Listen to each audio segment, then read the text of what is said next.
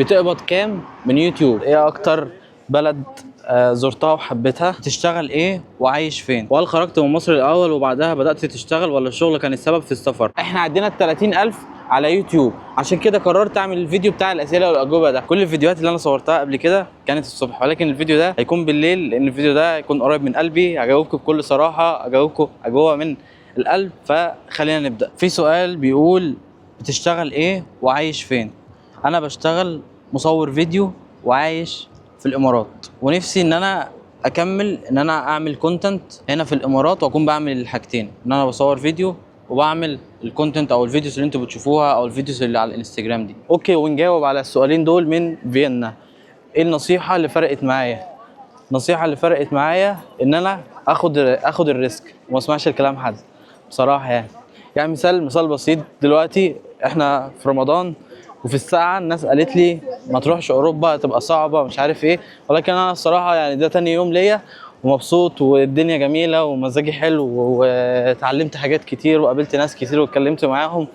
فبحس ان انا يعني اسمع لكلام نفسي او اللي انا عايز اعمله واعمله وما اسمعش رأي الناس التانية، عشان كل واحد يبقى عنده الاكسبيرينس الخاصة بيه. يعني ممكن اخد نصيحة بس يعني ممكن ما انفذهاش عادي. ايه اكتر بلد زرتها وحبيتها؟ اكتر بلد صراحه حبيتها هي برشلونه اسبانيا، ولكن انا النهارده رايح سويسرا فممكن رايي يتغير. يعني بالنسبه لي برشلونه كان فيها الشواطئ، كان المدينه شكلها حلو، المباني شكلها جميل، الناس لطيفه، انا بحب اللغه بتاعت الاسبان فكنت مبسوط بيها. كل حاجه بصراحه، اكل، كل حاجه في البلد كانت عجباني. يعني دي اكتر بلد محببه لقلبي. يعني انا كنت فاكر قبل ما اسافر انها تكون مدريد، ولكن لما رحت مدريد ورحت برشلونه لقيت ان هي برشلونه توب 1. اوكي، نيجي للسؤال اللي بعده. ازاي كانت بدايتك كفريلانسر في الامارات؟ وهل خرجت من مصر الاول وبعدها بدأت تشتغل ولا الشغل كان السبب في السفر؟ نفسي اعرف خطواتك الاولى واهم حاجه ساعدتك تثبت نفسك هناك او تثبت نفسك هناك. ماشي، خلينا نجاوب على السؤال ده واحده واحده. ازاي كانت بدايتي كفريلانسر في الامارات؟ في البدايه كنت بشتغل فول تايم في شركه، وكان عندي معارفي واصحابي، ومثلا بحضر ايفنتات اتعرف على ناس او اتعرف على براند اونرز، وبعدها كنت بعرض عليهم ان انا اصور لهم. كنت مثلا ممكن ادي لهم اوفر مثلا حلو، مش بسعر رخيص قوي بس بسعر كويس يعني، ولو عجبهم مثلا وهنعمل بقى لونج تيرم ريليشن شيب كنا بنظبط الدنيا مع بعض. ممكن مثلا كنت بنزل عندي ان انا بصور مثلا في الفول تايم، فالناس بتشوف الستوريز او بتشوف الحاجات او بتشوف الشغل الفاينل لما بشيره، فبتكلمني او حد عارف ان انا بصور فيكلمه فيوصل لي. المهم يعني كانت هي، انا بصراحه ما كنتش بحسبها او كنت بفكر فيها قوي. يعني كنت لو انا حابب حاجه حتى ممكن اصورها من غير فلوس عادي بصورها وممكن يجي لي منها شغل بعدين. دي كانت بدايتي لحد بقى ما بدأت عملت كونكشنز وعرفت ناس كتيرة وعرفت يعني المفروض اعمل ايه. وهل خرجت من مصر الاول وبعدها بدأت تشتغل ولا الشغل كان السبب في السفر؟ الشغل كان السبب في السفر. يعني انا المفروض كنت مسافر هنا شغال، يعني انا كنت بشتغل مع حد بيعمل كونتنت، فكنت المفروض مصور يعني مسافر معاه اصور له، حتى هو اللي كان عامل لي الفيزا بس الطيران كان عليا. يعني المهم انه فانا كنت جاي هنا ان انا شغال اصلا، وبعدها بقى حولت فانا جيت على شغل. نفسي اعرف خطواتك الاولى واهم حاجه ساعدتك تثبت نفسك هنا. انا بصراحه مؤمن بحاجه، ان الواحد لو بيعمل شغل حلو حتى لو عمل مع كلاينت واحد، لو عنده كلاينت واحد وعمل معاه شغل حلو، فالكلاينت ده هيجيبه تاني او هيرشحه لحد تاني، والحد التاني هيرشحه لحد تالت وهكذا. فانا شايف ان دي اقوى واهم حاجه، ان حاجتين، ان الشغل يكون كويس وان الشخصيه بتاعت الانسان مع صاحب الشغل او في الشغلانه نفسها والتسليمات والمواعيد والحاجات دي. بجد الموضوع ده بيفرق جدا.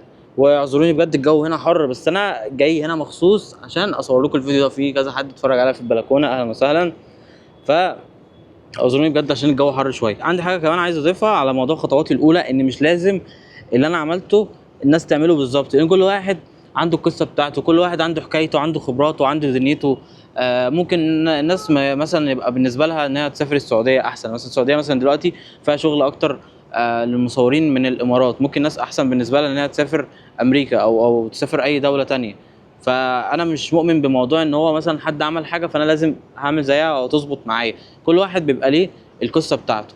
انتوا المفروض على حسب ظروفكم، على حسب اللي بتعرفوا تعملوه، على حسب انتوا اصلا عايزين تعيشوا فين، عشان دي حاجه مهمه. ده بيحدد المكان اللي انتوا هتسافروا فيه او تشتغلوا فيه او انتوا حاطين نفسكم في انه خانه من الشغل، بس عشان اللي بيسالني مصور فانا قلت اجاوب هذه الاجابه. بتقبض كام من يوتيوب؟ خليني اوريكم الاناليتكس بتاعت الشهر ده. $55 بجد بجد، ما عملوش اي حاجه، بس انا بجد بعمل الفيديوهات دي عشان انا بحبها. انا عايز اقول لكم ان الفتره دي من اصعب الفترات في حياتي، لان بقالي حوالي تقريبا 5 شهور مش شغال فوق شغل منتظم. عارفين انتوا الفيديوهات اللي هي بتاعت تركت الوظيفه عشان ابدا الحلمي والحاجات دي؟ انا بقى في الفتره دي، وانا بجد مش عارف ايه اللي ممكن يحصل في المستقبل، وما عنديش اي توقعات ومفيش في دماغي اي حاجه، بس كل اللي انا بعمله ان انا بعمل اللي انا بحبه بس، وبرفض الحاجات اللي مش جايه على هوايا. بس انا واثق ان شاء الله بعد كام شهر هعمل بقى فيديو تاني واحكي لكم بقى قصه كامله، وايه اللي كنت بعمله وايه اللي كنت بفكر فيه وكل حاجه، واشارككم التفاصيل. انا كل اللي انا بعمله الفتره دي هو ان انا بصور تصوير اللي هو كوميرشال، وبعمل كونتنت، ودي اكتر حاجات انا بحب اعملها. ما عملتش بجد في حياتي اي حاجه تانية. وبس ده كان كل حاجه عن الفيديو. شكرا بجد على اسئلتكم. انا حاولت ان انا اختار الاسئله فعلا اللي هتفيدكم، لان لما كتبت تسالوني وكده فاصحابي دخلوا سالوني اسئله هزار، وحسيت ان هي برده مش هتفيد حد لو انا جاوبت عليها. يعني انا عارف اخترت اسئله صغيره، والفيديو ده كمان قصير عشان ده كل اللي عندي. شكرا انت كملتوا الفيديو. ما تنسوش تعملوا لي فولو على الانستجرام، وتعملوا لايك سبسكرايب على الفيديو ده. وبس ده كان كل حاجه. سلام.